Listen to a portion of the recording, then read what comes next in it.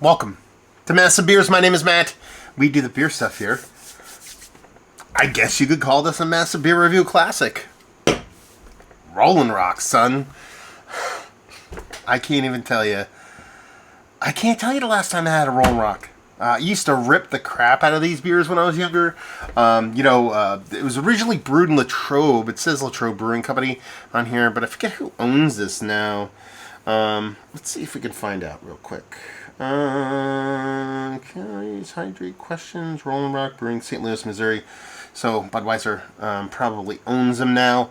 That's my guess. But Latrobe was in PA, and cutting my teeth and beer and just in general and hanging out as a kid and partying. Beer was a thing in Pennsylvania, and Rolling Rock was definitely one of those things. I can almost certainly tell you I don't think I've ever had a Rolling Rock out of a can. That's not true. Probably at some barbecue or party or whatever. Anyway, always in bottles.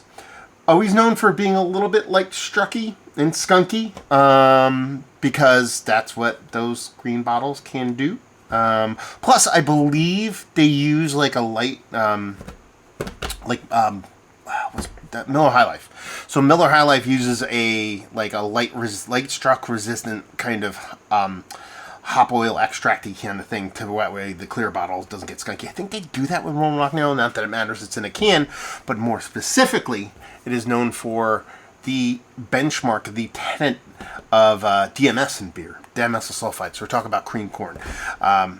They kind of do it on purpose. Is it still there? Am I going to pick it up? I don't know. I just want to rip one. I was just at popping out to get some food. Stopped in this little shop right next door. They have some crafty stuff, and I was just like, let me get a 6 or a High Life. They didn't have them. At least think, I don't. No, they only had like 24 packs or whatever. I'm like, oh man, I don't want to buy 24 packs. It's just annoying. I was like, Rolling Rock, son. I'm like, not only will I buy it, I will review it. Label-wise, it's classic. I'm not going to sit here and say I love it. It's my favorite label design of all time. But in the grand scheme of things, there's something about it that kind of flutters my heart a little bit. Do we get a date code on here? No, just a bunch of numbers.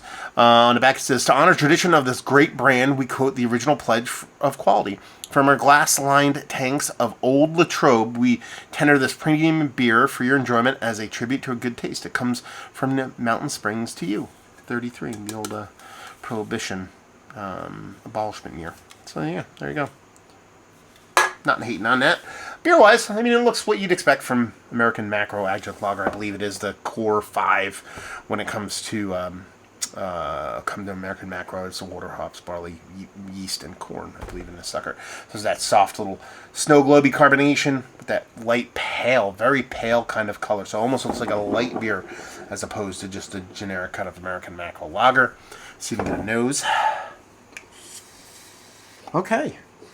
Yeah, that DMS is definitely there aromatically. It's probably going to be there in the taste too, because you do get that soft little cream corny vibe. But I'm not hating on it. Again, a lot of time off flavors in beer, they're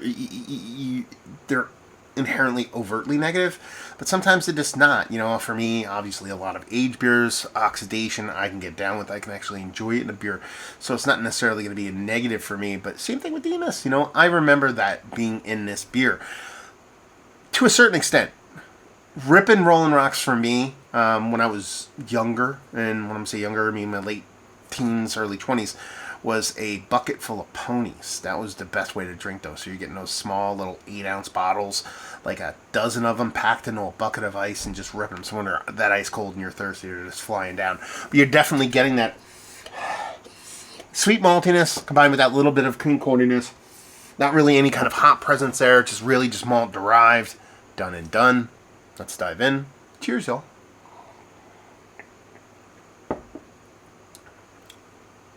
Okay, there is actually like a pop of bittering that I wasn't expecting here, which is kind of unique.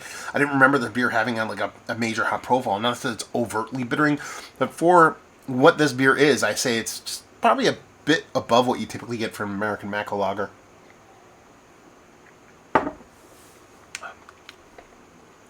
You do get this big rice/corny kind of, it's probably just a big rice component in combination with that DMS, kind of make me think rice corny kind of thing going on.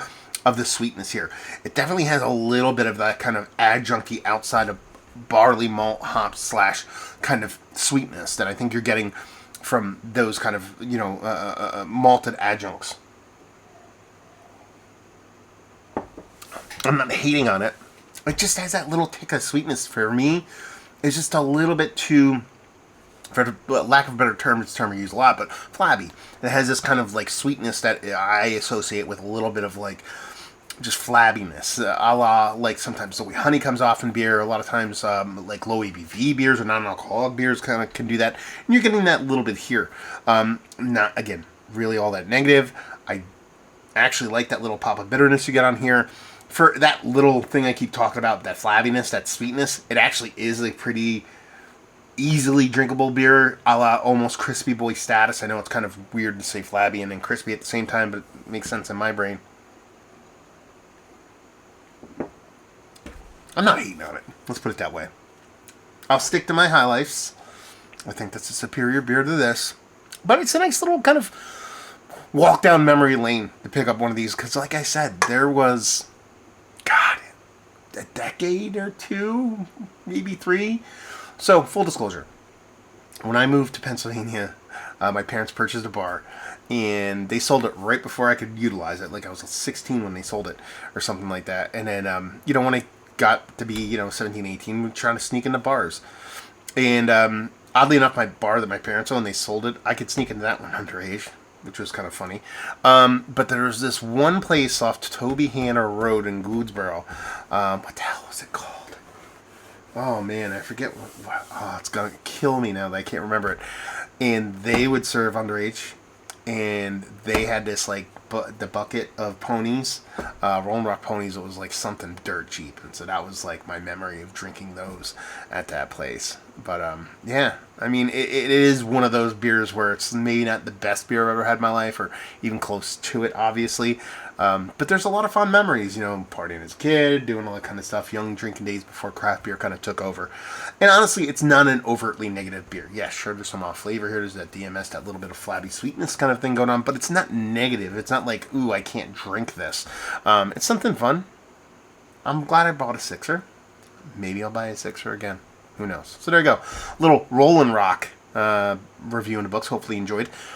What do you think of Rollin' Rock? Have you had it? Is it one of your favorite beers? Is it one of my favorite beers? Is Mount Rushmore status macro adjunct lager? No. Value availability, I want to say this is like $6, $7 for a 6er. And leave you with, if you like what we like this. Cream corn and macro lagers. Latrobe. Have you been to Latrobe, PA? They're not there anymore. Have you been to Rollin' Rock, the brewery, and stuff like that in the past? Do you still drink it now? Do you drink it in the past? Has it changed for you? All that fun stuff down there. Hopefully you enjoyed the review. Hopefully enjoying a little Rollin' Rock right now. We'll see you next time. Cheers, y'all.